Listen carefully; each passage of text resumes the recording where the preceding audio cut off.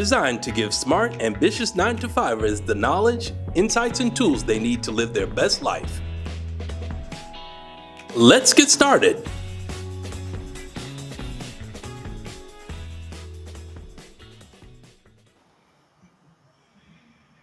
Good evening and welcome to the 7th episode of The Alchemy of Success, how to get what you really want out of life. And we've been visiting several topics, some in the domain of finances, others in the domain of self-expression and relationships.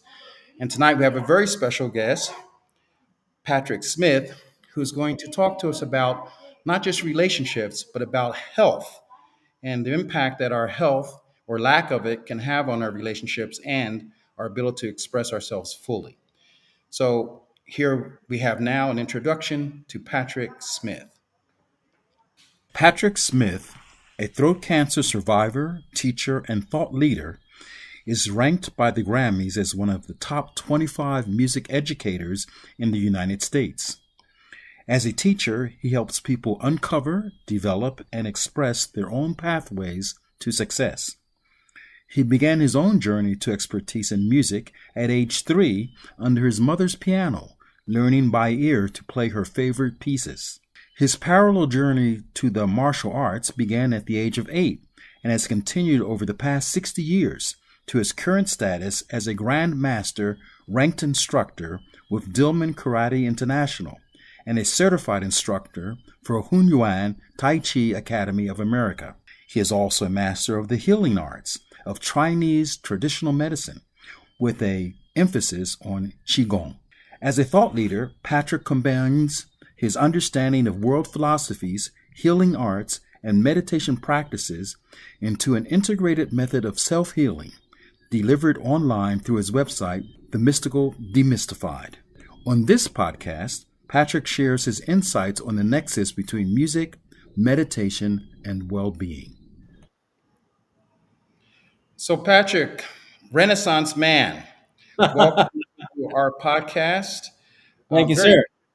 You're very interested in our talk tonight about how we combine music, meditation in a way that supports our well-being.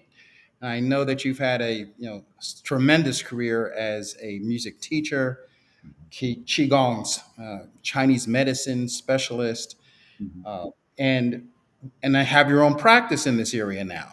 I do. So why don't we start out with you telling us a little bit about how you transitioned, if you would, from the role of educator, if you would, music educator with a tremendous amount of success, and then into this field in which you're working now with energies and the body. It's well, first of all, thank you for the lovely introduction. I feel like I should be taller and better looking, but but I'm actually still in education, and I have transitioned in a way that has integrated all of the different practices that I have had for my entire life into the way I approach kids in the classroom and the way I approach adults on the street. The the basic principle behind all of it is to be relaxed, listen before you speak, observe, wait for people to present who they are today. When I meet a perfect stranger, I open up and let them show me who they are. And when I'm dealing with someone, a student perhaps, or an adult that I've known for a long time, the person I'm looking at right now is not the same person I saw last time I saw them. Everyone changes from moment to moment.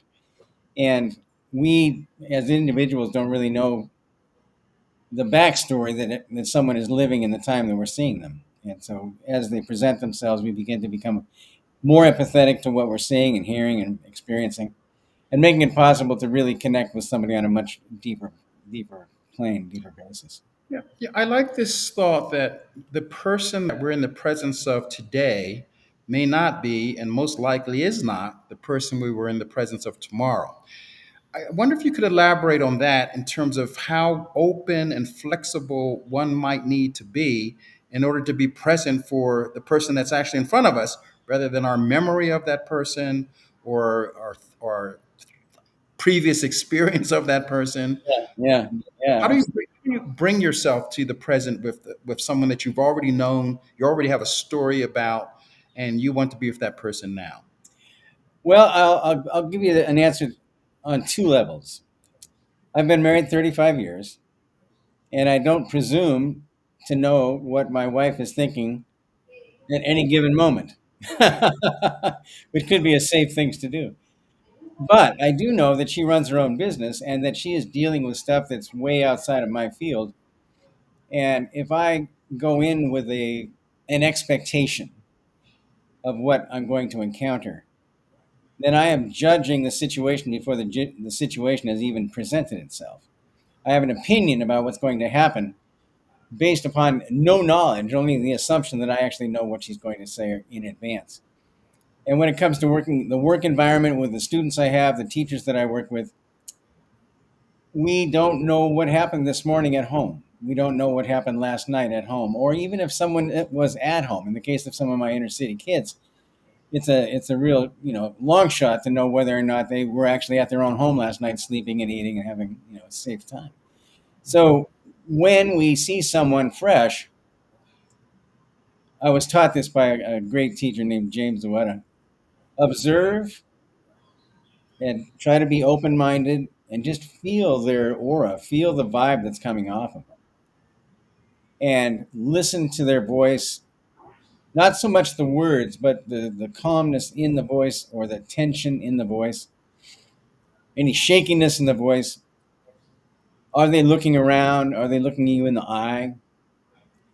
Be observant and be quiet. And you will get a lot of information from someone that you can then address in the ways that will be most appropriate and the most loving and the most helpful for everybody concerned. Well, let's take a look at that a little further. Okay. So, normally or sometimes, maybe even often, we're in the presence of someone where we may be upset. Yeah. Maybe we're thinking about something, a problem that we have. Mhm. And so, even being able to pay attention to what's in front of us is also a challenge. It So, is. the question then is, how do we bring ourselves present so we can make the kind of observations that you've just talked about the other person? All right. Eckhart Tolle, I saw him once do this, and I think it's a great example. This is your past. This is your future. And where can you possibly be other than right here? Now, that's all nice, but how do you actually be present in time? Remember that there are only two kinds of pain. There's the pain of injury, whether it's physical, psychological, or spiritual, and there's the pain of healing. As we all know, when we're coming off a surgery or coming off an injury of some kind, you're healing, but there's pain inside of it. And the truth is, our egos grab a hold of that pain and help us define ourselves by that pain. We remember our pain points. We refer to our pain points. Oh, I'm this, I'm that, I'm poor, I'm injured, I'm this, I'm whatever I am, and that's who I am. When I am looking at someone, I take those anger pain points and remember for myself that that pain is actually gone. And if I choose to remember it now, I'll reignite that pain. But I really would have to concentrate really hard to keep the pain alive. But my ego wants me to do that. My ego wants me to say, "Oh, I'm this. I'm in pain. This person took something from me, or I'm angry at them, or I hate myself." And we have this argument going on in our mind constantly while we're addressing someone, and it completely impacts our perception of the situation we're in. Freud famously said perception is projection. And so I will choose to see in you the pain I'm experiencing myself and very possibly blame you for that pain. But when I realize that I'm choosing to hold on to that pain, through meditation, I can practice letting it go.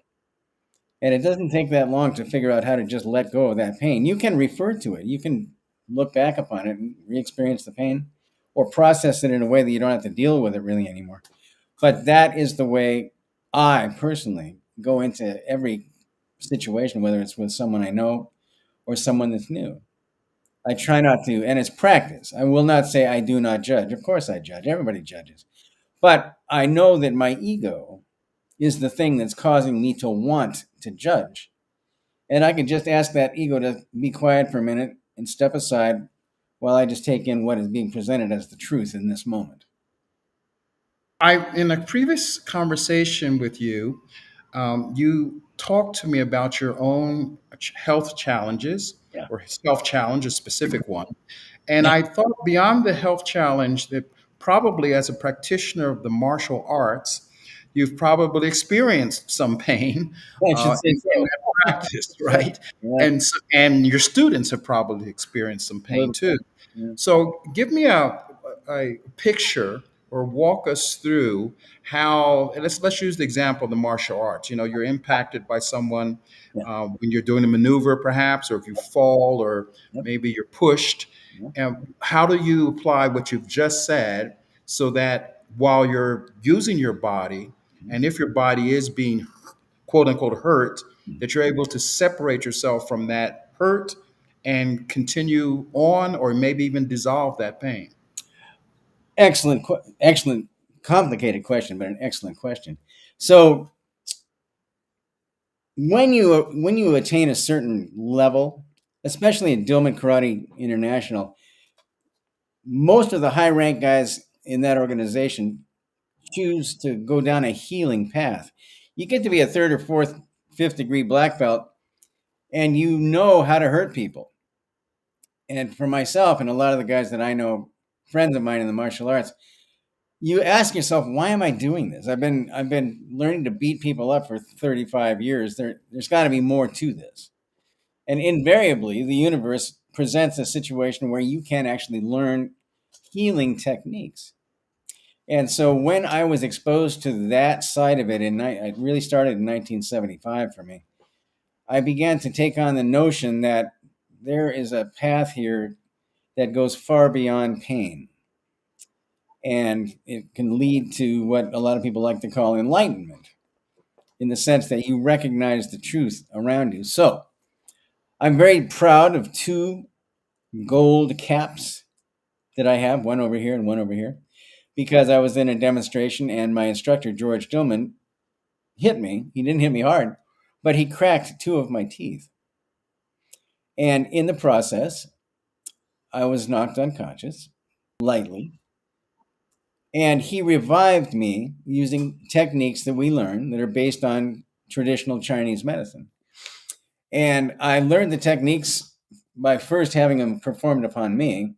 And then I was able to experience the healing side of it by helping other people who had themselves been injured, sometimes by me and sometimes just in the world. I had a great experience, about 15 years ago in New Haven, Connecticut. I was coming home from a New Haven Symphony Orchestra rehearsal. I performed with them for many years. And I was guided to a street that I would not normally go down. And when I say that, like a voice in my head's go down this street. And I go down the street, and there's a man walking out of a bar, and he collapsed in the middle of the road. And I thought, my goodness, he's really inebriated. And so I began to drive around him. Nobody else on the street, no cars. And this voice says, stop, turn around. I went, oh, this is why I'm here. So I turned around, put on my hazard lights, got out of the car, grabbed my phone, dialed 911 and said, there's a man collapsing on the street. Here's the street. And I went over to him and I checked his pulse and he was gone. The big gone. And I thought, well, okay, I wonder if I can get him back. So I set him in a particular position that we train in Dillman Karate. And I did a number of techniques on his back and stimulating his heart with, light palpitations. And I got his pulse back. And I sort of drug him over to the curb, and eventually the ambulance showed up. And his friend came out and said, did you hit him with your car? And I said, no, he collapsed in the street. And the EMTs were talking to him, and it turned out that he had been in a car accident earlier that day and had been given a medication that he was allergic to, and it stopped his heart later in the day. I have no idea how it happened. But I attribute my experience with George Dillman to having been able to save this guy by getting his heart started again.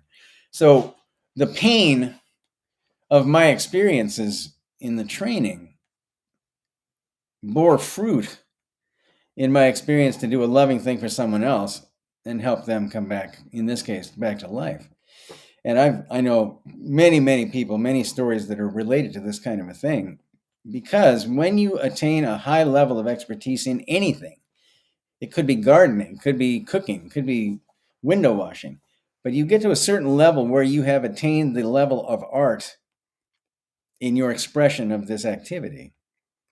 The universe opens up to you and says, okay, you're here now. Let's look at all these different options. And if you're open to them, paths will be open. The reason I'm here tonight, thank you again, is because through a series of connections and the work that I've been doing, I found you and you found me. And none of this is an accident. The universe will provide everyone with exactly what they need when they need it, which sort of bridges me into the idea of meditation. What, thoughts are things. And I believe that every word we say, every move we make, every thing we do is in itself a prayer. And it is filtered through our subconscious mind. And I believe that we're all, a sliver of the divine, whether you're an atheist, whether you're a Christian, whether you're Muslim, Jewish, we're all connected to the same source. And that source hears what we are saying and what we're thinking. So when we say, thank you for the healing to ourselves, we're actually talking directly to the Creator. And we're not saying, please heal me. Which, I had this cancer surgery in my throat. I'm the poster child for healing over at this hospital, because when I was diagnosed, I immediately began to work on healing myself, knowing that the surgery that was coming and the radiation that came and the chemo that did not come because I didn't need it was all a product of Creator. Everybody that came up with the machine that did my surgery had an idea. And the idea was in their imagination. And they made the idea real by somehow creating the machine that did the surgery, or the drugs that we take at hospitals to heal, or the books we read they're healing, or the bridge we drive across on our car. All of it comes from human imagination. And Einstein said the only thing faster than the speed of light is the human imagination. So if I imagine that I am healed and I agree that I am here, as opposed to living in my future, afraid of what's coming, or mourning the past for things that I had that are way better than what I have now, if I can actually practice being here and saying, thank you for the healing, not a prayer of petition saying, oh, please heal me, please save me, please give me this, please give me that. I promise I will do these things. No. Thank you for the healing is saying to Creator, through my ego and through my subconscious mind, that I am already healed. Thank you for the abundance. Thank you for bringing me an opportunity to be on this podcast with you. I was thanking that gift in different ways before I even met you.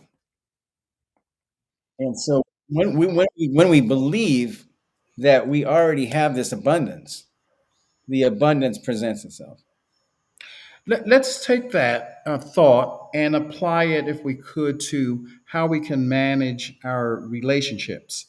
Now, you said that in the physical, we've got a pretty good idea of how you can begin to affirm your healing in your physical body, how you can let go of, by not focusing on it, the pain or the suffering that you might be temporarily feeling. Yeah.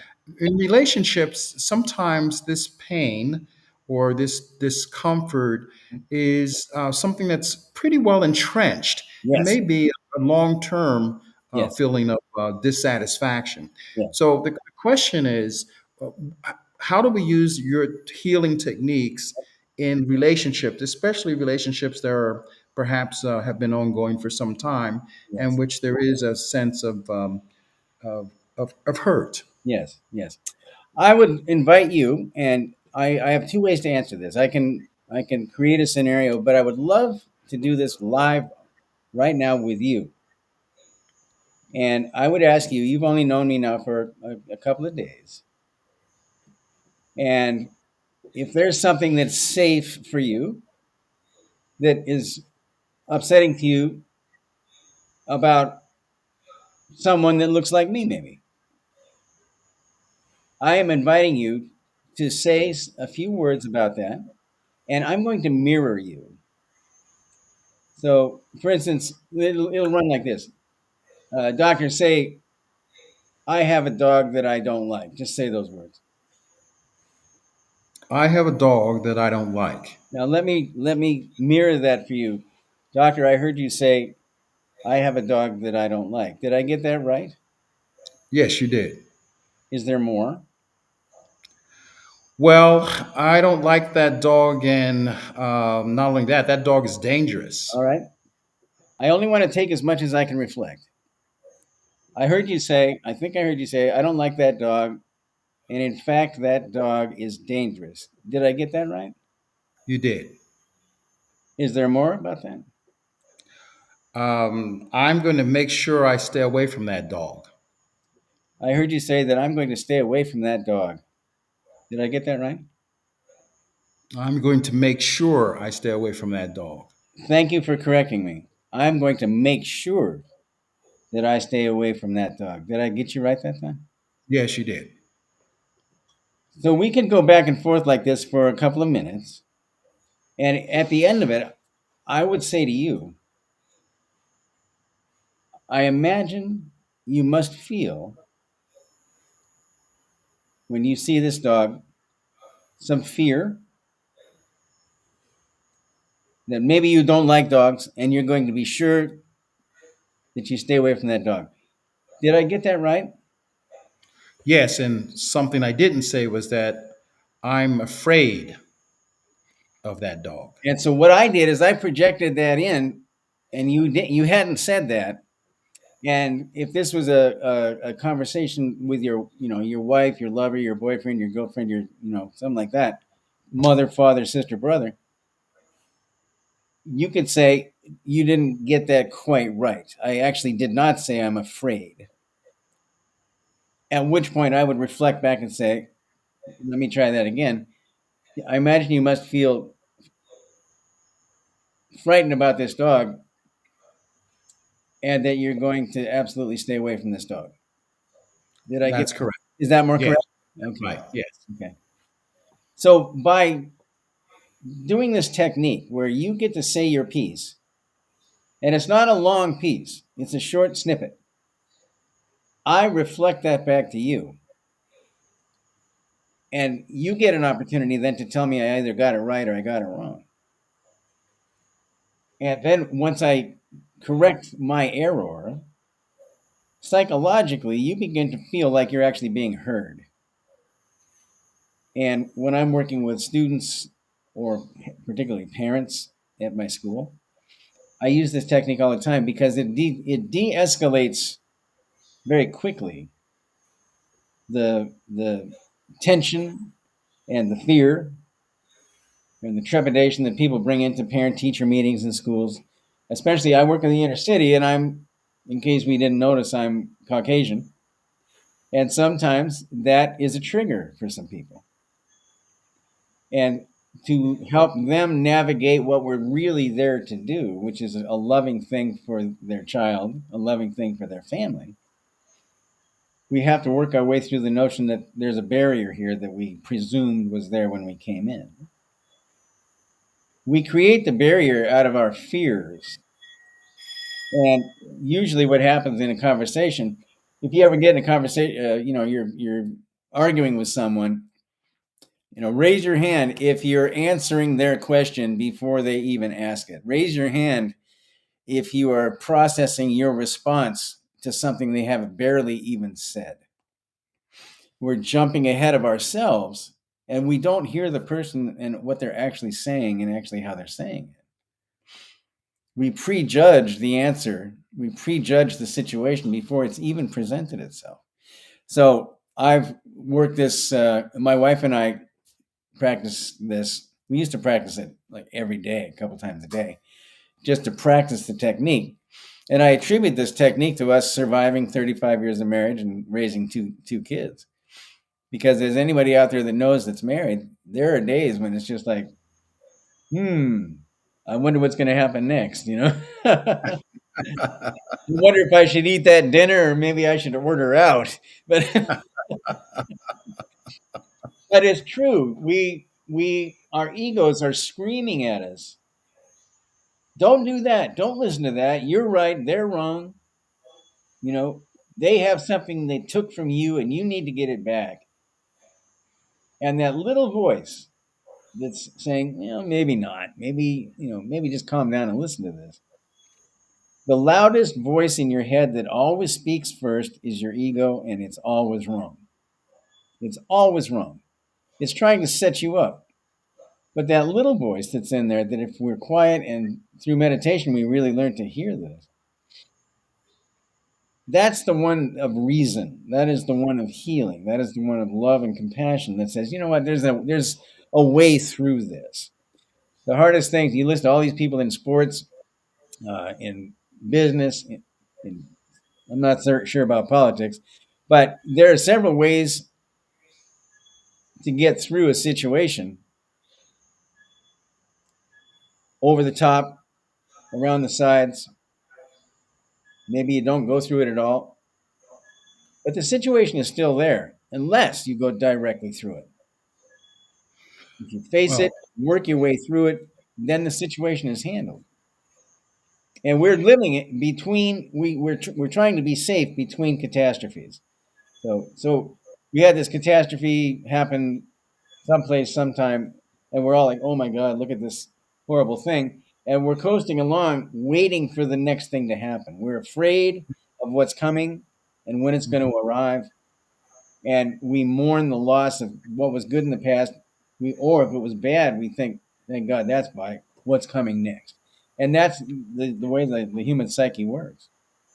You know, I've heard a concept related to the last part of what you said, that we're carrying, we're not only are we on automatic, we're carrying like as though we're already charged, right? As we go into every situation based on our experience from the past. So Yeah. we're never really there with freely open, available. We're always there with something in the space, right? And Yes. so this idea that one would want to be present to whatever's going on with oneself Mhm. would be is very powerful, because then if you are present and then you can set that aside, then you can be present to someone else. Yes. So here's a question for you, and I think we'll take a little break for some people. I see people are arriving, continue to arrive. So let's have your introduction again. Patrick Smith has a website and a course that is called The Mystical Demystified. But I want you to hear more about who he is and what his background is. So we're going to run that again. Patrick Smith, a throat cancer survivor, teacher, and thought leader, is ranked by the Grammys as one of the top 25 music educators in the United States. As a teacher, he helps people uncover, develop, and express their own pathways to success. He began his own journey to expertise in music at age 3 under his mother's piano, learning by ear to play her favorite pieces. His parallel journey to the martial arts began at the age of 8 and has continued over the past 60 years to his current status as a Grand Master ranked instructor with Dillman Karate International and a certified instructor for Yuan Taichi Academy of America. He is also a master of the healing arts of Chinese traditional medicine with an emphasis on Qigong. As a thought leader, Patrick combines his understanding of world philosophies, healing arts, and meditation practices into an integrated method of self-healing, delivered online through his website, The Mystical Demystified. On this podcast, Patrick shares his insights on the nexus between music, meditation, and well-being.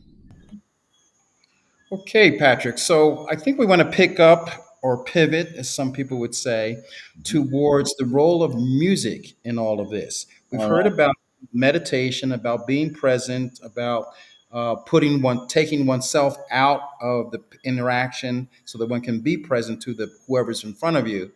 But we haven't had a chance to talk about music, and we haven't had a chance to talk really about Chinese medicine as part of this process. But Mhm. I'm interested in hearing about music right now. So, how does music contribute to one's ability to be present, to be pain free, and to manage one's relationships? Excellent question. Music, regardless of the style, regardless of the genre. I grew up with classical music, and I've made most of my performance living either playing in symphony orchestras or Broadway shows or Las Vegas style acts that were on tour. Lots of different kinds of music. And one thing I've learned is that our bodies are vibration, our bodies have frequencies. Music has frequencies. And at particular volume levels and particular structures in music, when we listen, the music actually creates a pain response in our bodies or a harmonizing response in our bodies. And it's not the genre of the music as much as it is the volume of the music. You go down the road, you listen to people's cars, and they're blasting some kind of music. I've heard people playing Beethoven unbelievably loud. I hear a lot of hip hop where I work and where I live. And what happens physiologically is that when a particular volume level of music is reached, the eardrums and the central nervous system register pain and dump pain relieving brain chemistry into the body, which is addictive. We become addicted to our own pain relief. I had a student years ago who actually played the violin, but he listened all the time with headphones on to heavy metal, really, really loud. And I said to him, "Why do you do that?" And he said, "Because it makes me feel good." And that led me down the path of, well, let's look at what this is. It's a pain response. And so when you listen to the music of your choice, it's all good.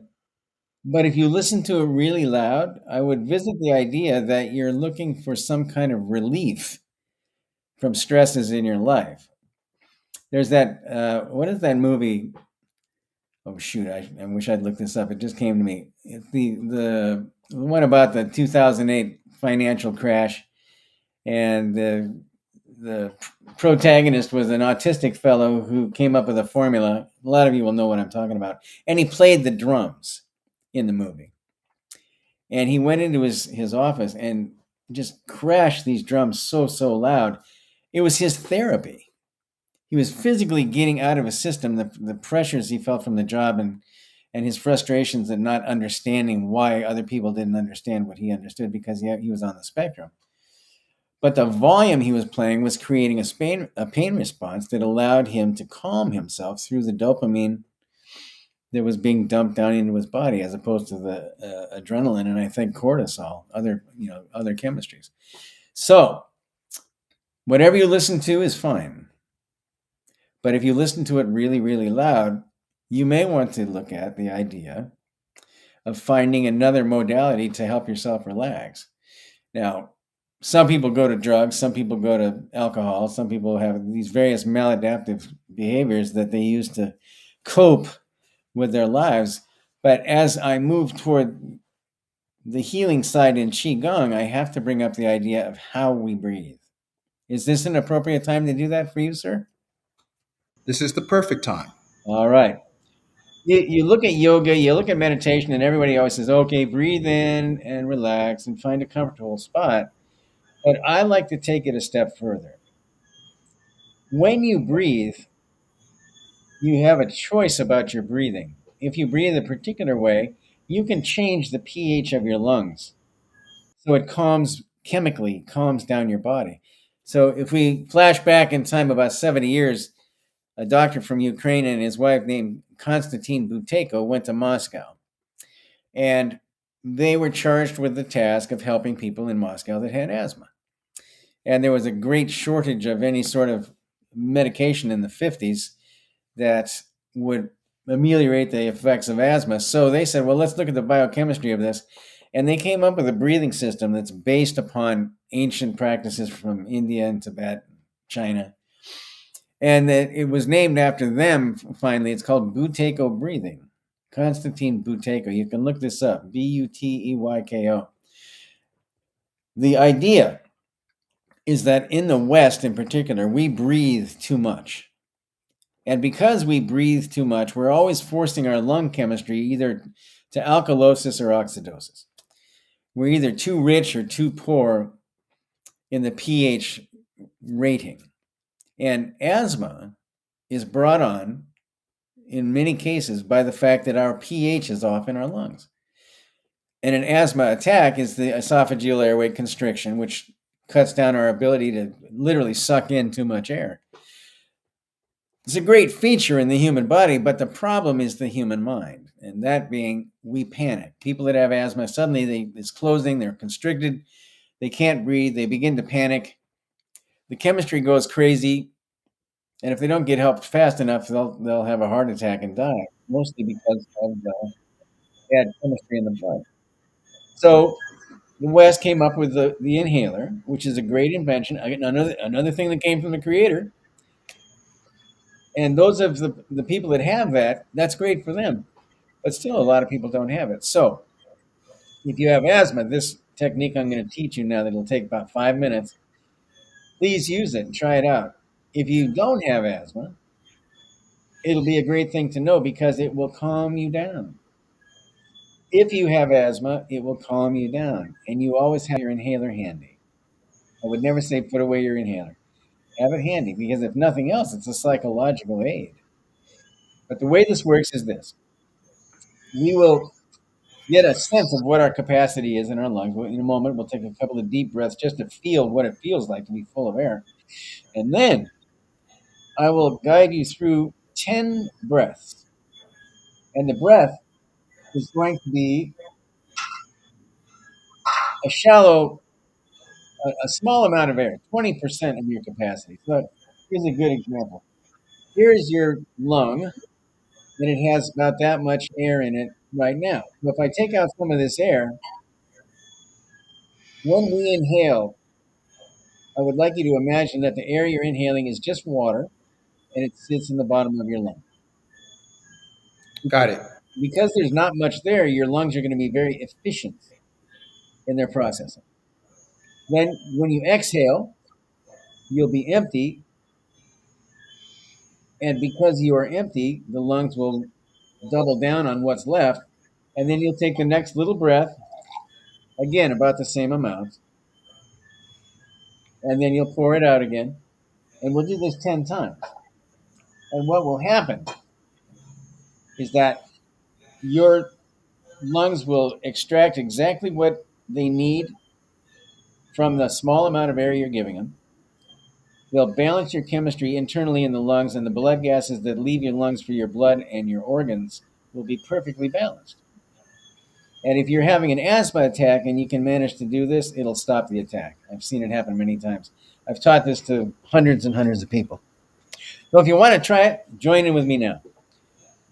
Again, this will take 3 or 4 minutes. So let's start with an inhale through the nose so the air we're taking in is clean. Big breath.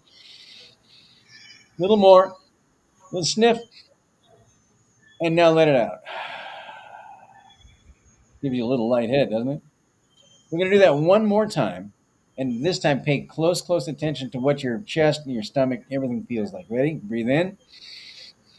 Again, a little more. A little more on top. And now let it out. Out through the mouth. And now let's begin. Just follow my voice. 20% in, 100% out. Breathe in, out, out, out, out, empty. In, out, out, out, out, empty. In, out, out, out, out, empty. In,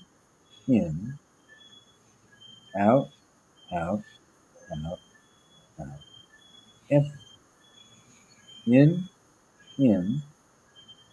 out, out, out, out. Empty.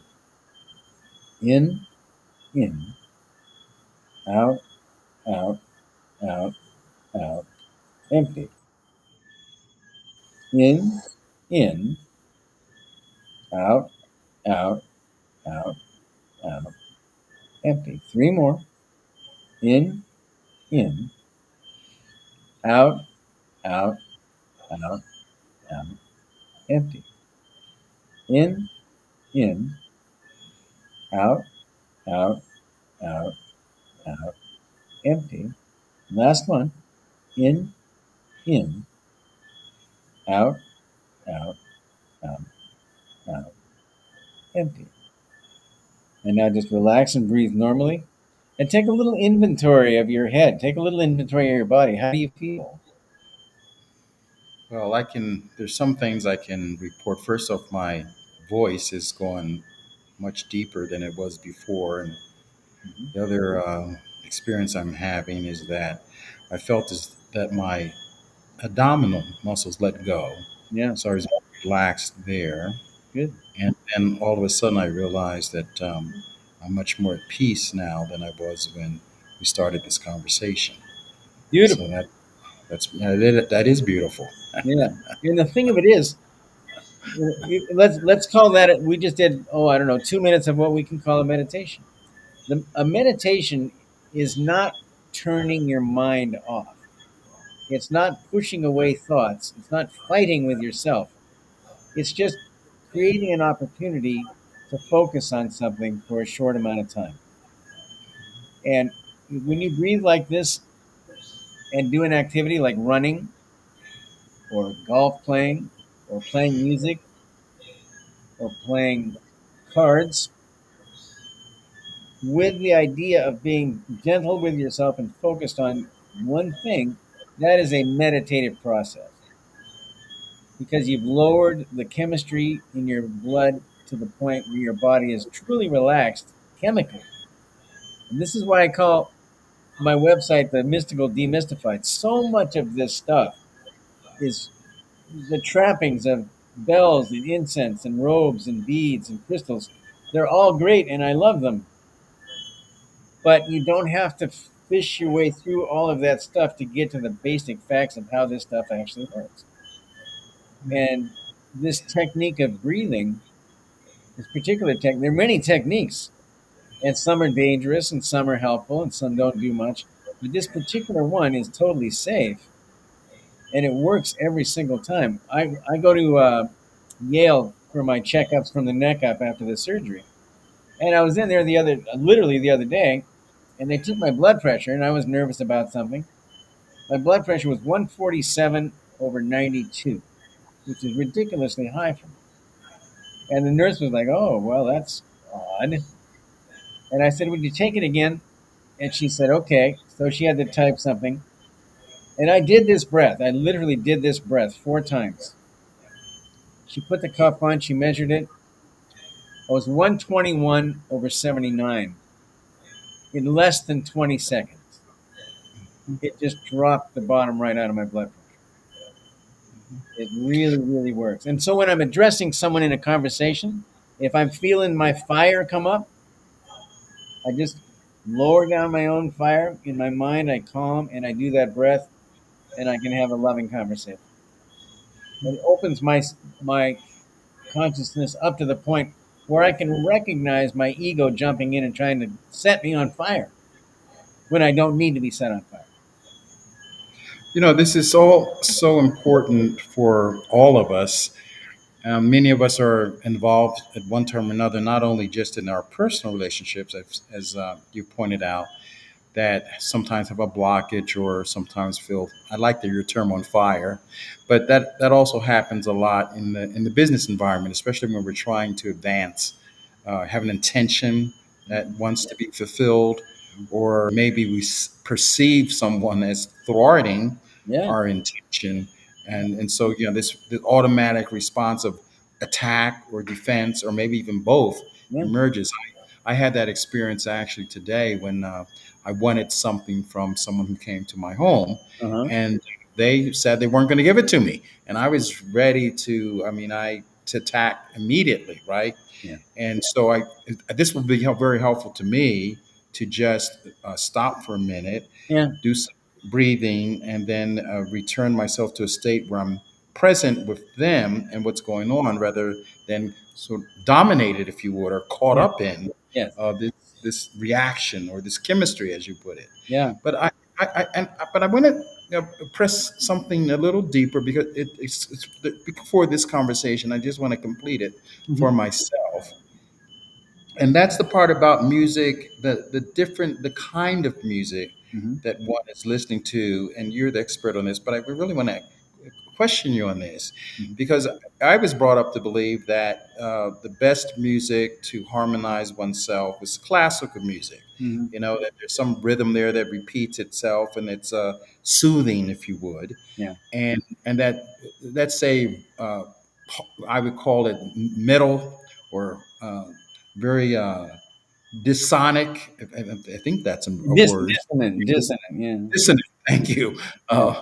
Music is it will create upset. I mean, it'll create in yourself, in your mind, and your body. Yeah. So, and you mentioned and you said, if I heard you correctly, it wasn't really the kind of music, but it was what decibel level it was at. So, could you It, talk to us more about the absolutely. different kinds of music and their impact? Absolutely. And I want, if I could preface this next statement with a quick shout out to my friend Aaron Mitchell in LA, who uh, has a podcast, and we did the first letter of the word buka in a podcast a month ago, and the UCA is coming out soon. And VUCA is a catchword. Since you brought up business, VUCA stands for volatility, uncertainty, complexity, and ambiguity. And in business, people are facing this all the time, and in personal lives, volatility, uncertainty, complexity, ambiguity. That defines everything we do.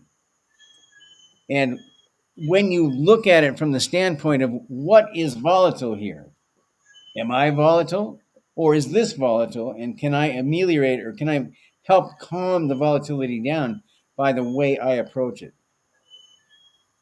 The complexity, is this really as hard as it looks? Or is there a simple way through this if I just calm my mind? Things like that. So, but to your point, music, yeah, and you mentioned dissonance. The dissonance is a vibration. Every music on the planet is a vibration. And if that particular, and we're all humans and we all have our own vibration, we all have our own frequency. And so your music and my music may be different music, but it can have a similar impact on us because of the way we relate to that music. If you listen to the music of the Hopi Indians and the chanting and the flutes and the drum and all that stuff, that kind of music resonates with a lot of people because it's really based on the earth. And the sounds that are created in nature, if you go to Brazil and look at the music that's played in capoeira, the samba, and all of the related music styles of the indigenous peoples from around the world, they all resonate with those groups because they are created in their world. And when we listen to classical music, there was a great book called The Mozart Effect that was totally debunked because somebody was trying to say, oh, Mozart was the most healing music there is. No, he's not. I've played a lot of Mozart. Mozart is great and he's cool, but sometimes he just annoys the heck out of you because of what he does. And your ego grabs a hold of things, and suddenly you're kind of go like this. How did he do that? Why did he do that? I wouldn't call it calming. And I think the impression of classical music as somehow being the panacea of all things is absolutely wrong. You know, I like this idea that we're each are vibrating at a certain frequency, Hmm. and so there might be different kinds of music that would resonate with us and would have the kind of effect that we want to have in terms of our body chemistry. Right. So that's really, there's a kind of a cultural, what do they call it, arrogance sometimes that people have, that the music that comes from perhaps Europe, or maybe even comes, as you said, from Yeah. Latin America or someplace, is better than any other music, right? Yeah. But then maybe because that resonates with them, Yeah. right, and not Right. necessarily. And, and that's what some of us call white privilege.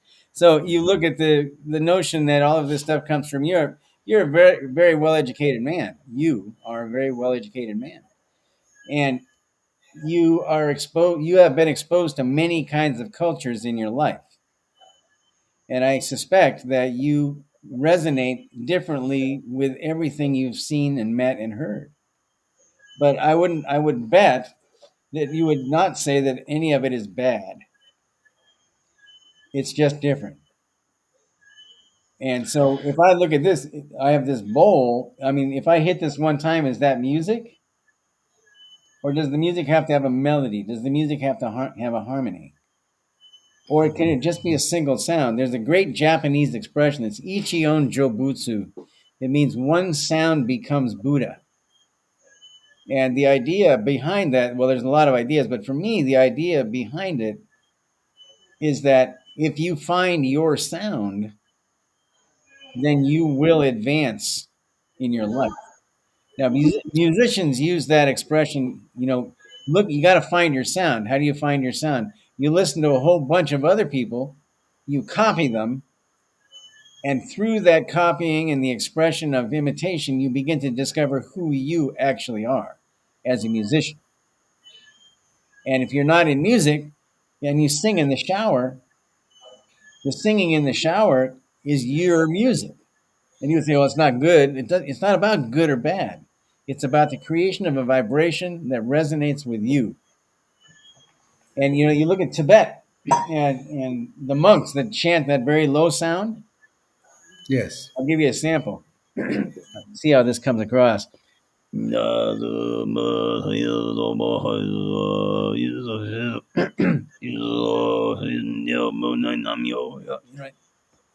You need a drink of water after that.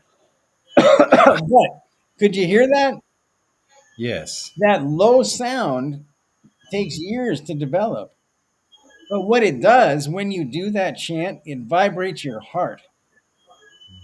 The vibration you're creating with your vocal cords penetrates this entire part of your chest. I mean, it's like, it's incredible vibration. And when you get a bunch of people together doing that, you create up this resonance field. And the chants that they're saying are Sanskrit prayers.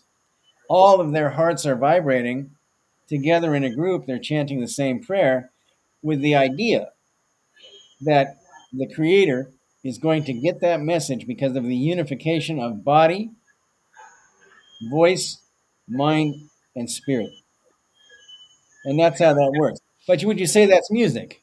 Or are frogs outside at night music? Or are they musical? Are they pleasant to listen to? You see my point? Yeah, there's a couple of refrains, I would call them, Mhm. that I chant to myself or repeat to myself. Yeah.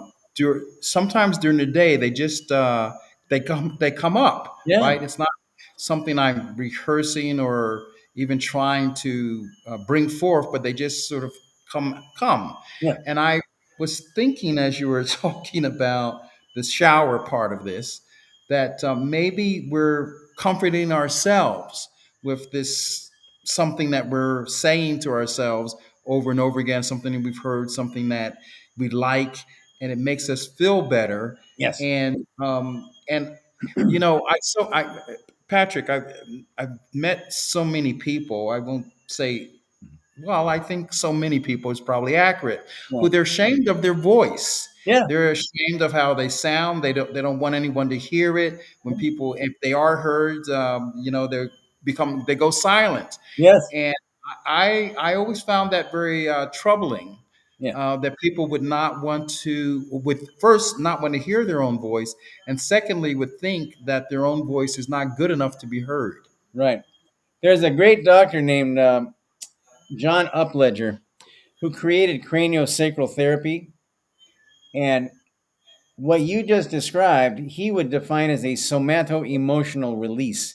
And what that means is when you are singing for yourself, in this case, you are creating a vibration in your body that is releasing negative energy at a cellular level.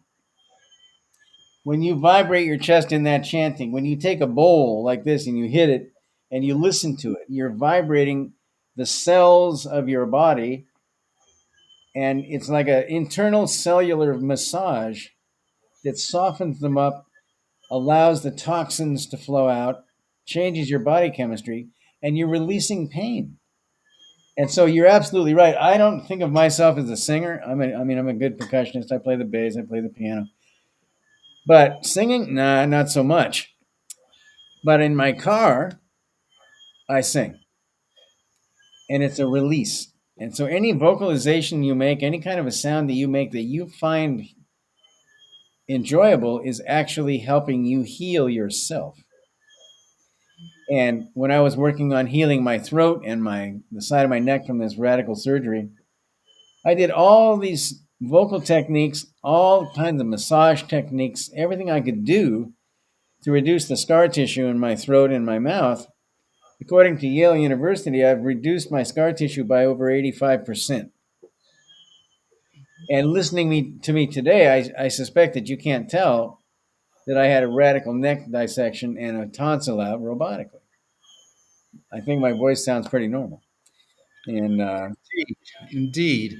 And I think I want you to give us a takeaway mhm, from what we've been sharing today about meditation, mhm, music, relationships, and health, mhm, right? For someone who is looking to use what you've demystified, mhm, right, mhm. to help themselves to feel better in life, Yeah. to function at a higher performance level. What practice would you suggest? Well, first of all, it's a mindset. Remember that you are already healed. We live in a time frame on this planet as human beings in this dimension that requires linear time to define our lives. And the notion of mindfulness is that we remove the notion of time, almost in denial of the fact that there's anything but this instant. There is only the ever present now. Well, that's kind of a big pill to swallow. But when you engage in gratitude for things that you have already realized, gratitude for things that you want to have happen, putting it in the framework that it is happening already, it helps take the time out of your equation. So, for instance, as I said earlier, I am grateful for the healing. I am grateful for abundance. I am grateful for the money. I am grateful for the happiness. I'm grateful for Michael Leslie. I'm grateful for the guy I'm going to meet tomorrow that I don't even know, but I know I'll meet him tomorrow. And when that instant comes on that linear plane, you're in that instant. So in this instant, I am healed. Here goes the instant. Oh, it's over here now. I am healed. Oh, it's over here now. I'm healed. It's the mindset of I am. And as the burning bush said to Moses, I think, Moses says, "What do I call you?" And the bush said, "I am. I am that I am." For all you Bible scholars out there, right? So I am is I, Pat Smith, am, but that sliver of me that is the creator is I am as well. And so when I say I am healed, and then I say I am grateful for the healing, the two parts of me, the creator part of me and the spiritual part that I am of the creator, this one is saying, hey, Pat, you're already healed. I am healed. I am grateful for the healing. And we have that conversation in our head about anything we need to manifest. This is manifestation. And if you need a new car, you can manifest a new car. If you need a heart transplant, you can manifest a heart transplant. A way will be presented by the universe for you to go to a hospital and have a heart transplant. It's all in the way you approach your thinking. Being in the present is saying, I am abundant, not I will be abundant or I want to be abundant. I am abundant. And relationships, jobs, work, money, whatever it is, if you decide that it is yours now and you have it, it will present itself. And I have 1,000 things I can tell you about. We don't have time, but that this is worked for, and it's always to help someone else. I gave a girl the other day a $1,500 flute. The flute came to me for nothing from a source that donated it to me, and I said, "This flute is not for me. It belongs to a child that I don't have yet in my program." Well, the child appeared 2 years ago, and 2 weeks ago, she rose to the level of me recognizing that she was the owner of this flute. I gave her the flute. So when I give the gift of abundance, I am abundant, I am rich, I am wealthy. Well, it's not me, me, me. It's how am I going to use this love that I've taken in to share out with everybody else? It's not a selfish process. And it's not selfish to want something. It's not selfish to love the idea of having something in this plane of existence. When you remember that your having it is going to increase your love for yourself, which then radiates through you to everyone around you. Well, we've had a delightful time, and I've had in particular a delightful time and a healing time. I'm actually listening to my own voice now. And I want to thank you, Patrick Smith, author of The Mystical Demystified, who's been speaking to us tonight about healing, about the role of music in healing, about how we can improve our relationships. Mm-hmm. And thank you so much You're very for welcome. this experience. If anybody, may I give my shameless self-promotion plug for my website? Go ahead. Please, folks, if you would like to talk more, patrickwsmith.com, visit the site. If you want to write to me, it's my first name, Pat, at patrickwsmith.com. And I would love to get in conversations with people and find out what you're about and find out ways that maybe we can work together. But I want to thank Michael for having me on, and Jason in the background for making this happen. And bless you all, and I really appreciate this opportunity. Thank you so much. Thank you, Patrick. You've been listening to The Alchemy of Success, and we'll see you again next week, Tuesday, 7 p.m. Eastern, for another journey into what it takes to create the life of your dreams. I'm Michael Leslie. Good night. Thank you for watching the Alchemy of Success podcast. Don't forget to like, comment, and subscribe. See you next week.